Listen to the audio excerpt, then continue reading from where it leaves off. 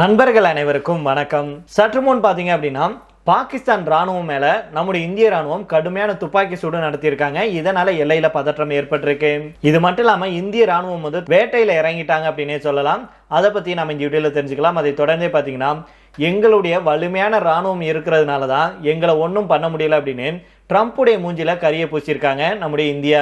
அது என்ன அப்படிங்கிற பற்றி நாம் இந்த வீடியோவில் தெரிஞ்சுக்கலாம். அதை தொடர்ந்து பார்த்தீங்கன்னா இந்தியா எடுத்த அதிரடி முடிவுனால இப்போ அலற ஆரம்பிச்சிருக்கு பாகிஸ்தான். அது என்ன அப்படிங்கிறதெல்லாம் நம்ம இந்த வீடியோவில் தெரிஞ்சுக்கலாம். அதை தொடர்ந்து கடைசியாக பார்த்தீங்கன்னா பாகிஸ்தானுடைய பாதுகாப்பு அமைச்சரை முட்டாளாக்கியிருக்காங்க. ஒரே காமெடியான ஒரு விஷயம் நடந்திருக்கு நண்பர்களே. இதை கண்டு ஒரு பாதுகாப்பு அமைச்சரே இப்படி இருந்தார்னா அந்த நாடு எந்த அளவுக்கு இருக்கும் அப்படின்னு சொல்லி பலரும் வந்து கிண்டல் செஞ்சுட்டு வர்றாங்க. அப்படி என்ன நடந்துருச்சு அப்படிங்கிறத இந்த வீடியோல தெளிவா தெரிஞ்சுக்க போறோம்.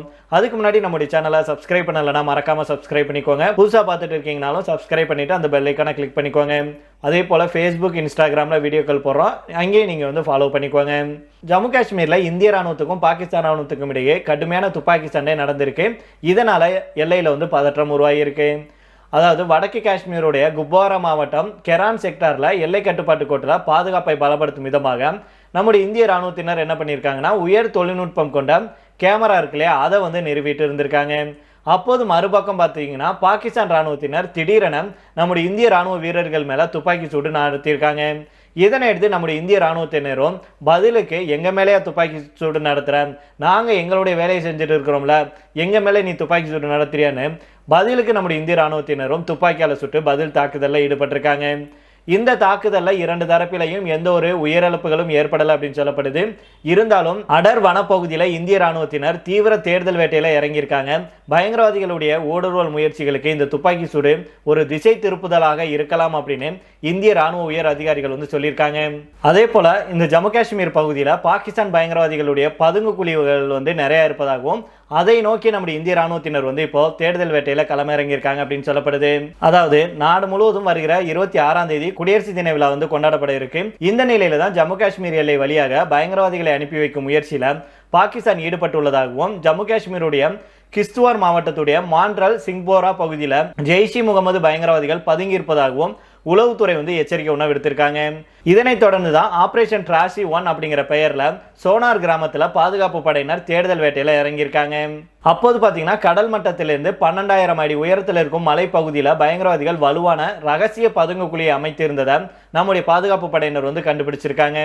அந்த பதுங்கு குழியில் பார்த்தீங்கன்னா ஒரு 50 நூடுல்ஸ் பாக்கெட்டுகள், காய்கறிகள், மசாலா பொருட்கள், பாஸ்மதி ரைஸ் அப்படின்னு பலவும் இருந்ததாகவும் ஜெய்ஷி பயங்கரவாத அமைப்புடைய முக்கிய தளபதியான ஷைபுல்லா மற்றும் துணை தளபதி ஆதில் ஆகியோர் பயன்படுத்தி இருக்கலாம் அப்படின்னும் பாதுகாப்பு படையினர் சந்தேகப்படுறாங்க. மேலும் தப்பியோடிய பயங்கரவாதிகளை தேடிட்டு வருவதாகவும் நம்முடைய இராணுவத்தினர் தெரிவிச்சிருக்காங்க. அதனால எல்லையில பார்த்தீங்கன்னா இப்போ கடுமையான பதற்றம். வருஷம் குடியரசு தின விழா வருது அப்படின்னா அதுல ஏதாவது ஒரு அசம்பாவிதத்தை செய்யணும் அப்படிங்கறதுக்காக பாகிஸ்தானுடைய பயங்கரவாதிகளும் ஏதாவது திட்டமிட்டு இருப்பாங்க. இந்த முறையும் அப்படித்தான் நடந்திருக்கு. அதை நம்முடைய உளவுத்துறை வந்து முன்கூட்டியே கண்காணிச்சு அதை வந்து நம்முடைய இராணுவத்தினருக்கு எச்சரிக்கை விடுத்திருக்காங்க. நம்முடைய இராணுவத்தினரும் இப்போ அதி தீவிர தேடுதல் வேட்டையில இறங்கியிருக்காங்க. இன்னொரு பக்கம் நம்ம தீவிரமா கண்காணிப்பு கேமரா வச்சுட்டு இருக்கிற அதே வேளையில நம்ம மேல தாக்குதல் நடத்தி அதை திசை திருப்புறதுக்காக பார்த்திருக்காங்க. அதனால இது எல்லாமே பாகிஸ்தானுடைய வேலை அப்படிங்கிறத நம்முடைய இராணுவத்தினர் ஆல்ரெடி இருக்கும் எக்ஸ்பீரியன்ஸை வச்சு கண்டுபிடிச்சு அவங்களையும் துரத்தி அடிச்சு இப்போ பயங்கரவாதிகளை கண்டுபிடிக்கிறதுக்கான வேலையில இறங்கியிருக்காங்க.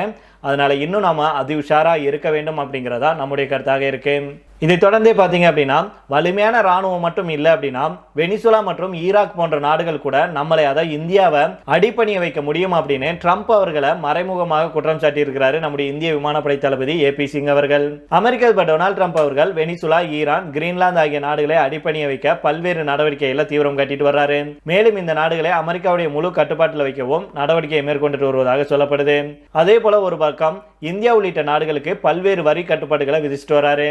இந்த நிலையில தான் வலிமையான ராணுவம் மட்டும் இல்லை அப்படின்னா வெனிசுலா மற்றும் ஈராக் போன்ற நாடுகள் நம்மளை யார் வேண்டுமானாலும் அடிபணிய வைக்க முடியும் அப்படின்னு ட்ரம்ப் அவர்களை கடுமையாக திட்டியிருக்கிறாரு இந்திய விமானப்படை தளபதியான ஏபி சிங் அவர்கள்.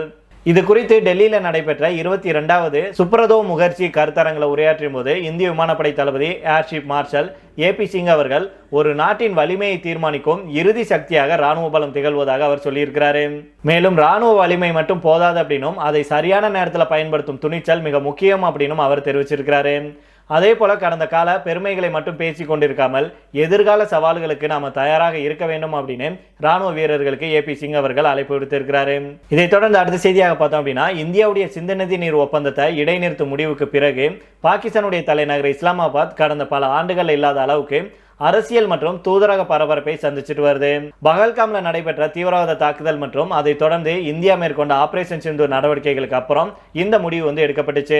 அதுக்கப்புறமா பாகிஸ்தான் தொடர்ச்சியாக வெளிநாட்டு தூதர்களை அழைப்பது, ஐக்கிய நாடுகள் சபைக்கு கடிதங்கள் அனுப்புறது, உலக நாடுகளுக்கு பிரதிநிதிகளை அனுப்புவது அப்படின்னு அனைத்து வழிகளையும் பயன்படுத்திட்டு வர்றாங்க. குறுகிய காலத்திலேயே பல உயர்மட்ட வெளிநாட்டு பயணங்கள், சர்வதேச மாநாடுகள், சட்ட நடவடிக்கைகள் மற்றும் உள்நாட்டு அரசியல் இயக்கங்கள் நடைபெற்று இருக்கு. இதன் மூலம் இந்தியா பாகிஸ்தானுடைய மிக முக்கியமான பலவீன பகுதியாக கருதப்படும் நீர் ஆதாரத்தில் அழுத்தம் ஏற்படுத்தியுள்ளதாக அங்கு கருதப்படுது.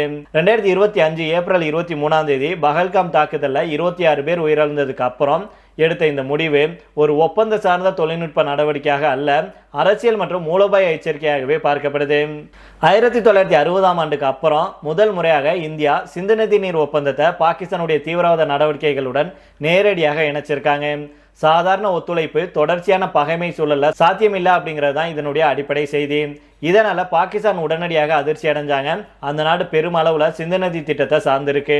மேலும் அதனுடைய விவசாயத்தின் பெரும்பகுதி இந்த நீரின் மீது தான் இருக்கு. நீர் சேமிப்பு வசதி மிகவும் குறைவாக இருப்பதும், முக்கிய அணைகள் ஏற்கனவே குறைந்த நீர்மட்டத்தை எட்டி இருக்கிறதும் அங்கே பெரும் கவலை ஏற்படுத்தி இருக்கு.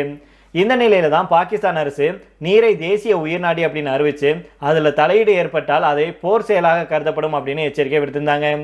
நாடாளுமன்றம் மற்றும் செனட் குழுக்கள் கடுமையான தீர்மானங்களை நிறைவேற்றினாங்க. இஸ்லாமாபாத்தில் இருக்கும் தூதரகங்களை அவசரமாக அழைத்து இந்தியாவுடைய நடவடிக்கைகளை மீறல் அப்படின்னு விளக்க முயற்சிகள் மேற்கொள்ளப்பட்டுச்சு. சர்வதேச அளவுல இந்த விவகாரத்தை உலக கவனத்துக்கு கொண்டு செல்ல பாகிஸ்தான் முயற்சி செஞ்சாங்க. ஐக்கிய நாடுகள் சபை, இஸ்லாமிய ஒத்துழைப்பு அமைப்பு, உலக வங்கி உள்ளிட்ட அனைத்துலக அமைப்புகள்லையும் மனுக்கள் மற்றும் விளக்கங்கள் அளிக்கப்பட்டுச்சு. மனிதாபிமான பேரழிவு ஏற்படும் அப்படிங்கிற அச்சுறுத்தலும், கோடிக்கணக்கான மக்களுடைய வாழ்க்கை பாதிக்கப்படும் அப்படிங்கிற வாதமும் முன்வைக்கப்பட்டுச்சு. அதே சமயம் சர்வதேச நீதிமன்றங்கள் மற்றும் நடுவர் அமைப்புகளையும் சட்ட நடவடிக்கைகள் தொடங்கப்பட்டுச்சு. ஆனால் இந்தியாவுடைய நிலைப்பாடு தெளிவாக இருக்கு. ஒப்பந்தம் முழுமையாக ரத்து செய்யப்படவில்லை, அது தற்காலிகமாக செயல்பாட்டில் மட்டும் இடைநிறுத்தப்பட்டிருக்கு. பாகிஸ்தான் தன்னுடைய மண்ணில் இயங்கும் தீவிரவாத அமைப்புகளை முழுமையாக கலைத்து அரசு கொள்கையாக தீவிரவாதத்தை கைவிட வேண்டும் அப்படிங்கிறதா இந்தியாவுடைய நிபந்தனை. மும்பை குண்டுவெடிப்பு முதல் புல்வாமா, பகல்காம் வரை நடந்த தாக்குதலின் பின்னணியில இந்த கோரிக்கை வைக்கப்பட்டிருக்கு அப்படின்னு சொல்லியிருந்தாங்க. இந்த அடிப்படை பிரச்சனையை தீர்க்காம இந்தியாவை குற்றம் சாட்டுவதில் பாகிஸ்தான் கவனம் செலுத்துது அப்படின்னும், தீவிரவாத அமைப்புகள் அங்கு திறந்த வெளியில செயல்படுவதாக இருக்கும் குற்றச்சாட்டுகளுக்கு பதிலளிக்காமல் ஒப்பந்த விவகாரத்தை மட்டுமே முன்னிலைப்படுத்துது பாகிஸ்தான் அப்படின்னு இந்தியா கடுமையாக சாட்டியிருக்காங்க. இந்தியாவுடைய இந்த நடவடிக்கை சிந்து நதி நீர் ஒப்பந்தம் அரசியல் சூழலுக்கு அப்பாற்பட்டது அப்படிங்கிற பாகிஸ்தானுடைய நீண்டகால நம்பிக்கையை உடைச்சிருக்கு அப்படின்னு சொல்லியிருக்காங்க. இதை தொடர்ந்து கடைசியாக பார்த்தோம் அப்படின்னா, பாகிஸ்தானுடைய பாதுகாப்பு அமைச்சர் கவாஜா ஆசிப் ஷியால்கோட்டில் ஒரு உணவகத்தை பீட்சா ஹட் அப்படிங்கிற பெயர்ல திறந்து வச்சாரு. ஆனா இந்த உணவகம் உண்மையான பீட்சா ஹட் இல்ல, போலியாக அதே பிராண்டில் திறக்கப்பட்டது அப்படின்னும் பீட்சா ஹட் நிறுவனம் அதிகாரப்பூர்வமாக தெரிவிச்சிருக்காங்க. இந்த சம்பவம் சமூக ஊடகங்கள்ல பெரும் கிண்டலுக்கு உள்ளாயிருக்கு. பீட்சா ஹட் பாகிஸ்தான் நிறுவனம் உடனடியாக விளக்கம் கொடுத்திருக்கு. ஷியால்கோட் உணவகம் தங்கள் அங்கீகரிக்கப்பட்ட பிரான்சைஸ் அல்ல அப்படின்னும், பிராண்ட் பெயர் மற்றும் லோகோவை தவறாக பயன்படுத்துவதாகவும் தெரிவிச்சிருக்காங்க. இந்த உணவகத்துக்கும் தங்களுக்கும் எந்த விதமான தொடர்பு இல்லை அப்படின்னு விளக்கம் கொடுத்திருக்காங்க. மேலும் இந்த தவறான பயன்பாட்டை தடுக்க உடனடி நடவடிக்கை எடுக்க உரிய அரசு அமைப்பிடம் புகார் அளித்துள்ளதாகவும் தெரிவிச்சிருக்காங்க. பாகிஸ்தான்ல தற்போது பீட்சா ஹட்டின் அதிகாரப்பூர்வ கிளைகள் 16 மட்டும்தான் இருக்கு. இதுல 14 லாகூர்லையும் 2 இஸ்லாமாபாத்லையும் இருக்கு. ஷியால்கோட்ல எந்த கிளையும் இல்லை அப்படின்னு அந்த நிறுவனம் உறுதிப்படுத்தியிருக்காங்க. மேலும் பீட்சா ஹட் உலக அளவுல 100க்கும் மேற்பட்ட நாடுகளில் செயல்படும் பிரபல உணவு சங்கிலி நிறுவனமாகும். 1958 அமெரிக்காவில் டான் மற்றும் பிராங்க் கார்னி அப்படிங்கிற சகோதரர்களால் தொடங்கப்பட்டது. தற்போது பிரான்ஸ் நிறுவனத்தின் கீழ் இயங்குது. கேப்சி மற்றும் டாகோ பெல் போன்ற பிரபல உணவு சங்கிலிகளும் இதே குழுமத்தின் கீழ் தான் இருக்காங்க. இந்த சம்பவம் சமூக ஊடகங்கள்ல பெரும் கேலிக்குள்ளா இருக்கு. பலர் என்ன சொல்றாங்கன்னா, பாதுகாப்பு அமைச்சரே போலியான பிரான்சைஸை திறந்து வச்சிருக்கிறது, அந்த நாட்டுடைய அமைச்சருக்கு அவமானம், அந்த நாட்டுக்கு அவமானம் அப்படின்னு கிண்டல் அடிச்சிருக்காங்க. பாகிஸ்தான் அமைச்சருக்கு போதுமான விழிப்புணர்வு இல்லை அப்படின்னும் சமூக வலைதளத்துல விமர்சனங்கள் எழுந்திருக்கு. இந்த சம்பவம் இப்போ பாகிஸ்தான் அரசியல் மற்றும் நிர்வாகத்தில் நகைச்சுவையாக மாறி இருக்கு அப்படின்னே சொல்லலாம்.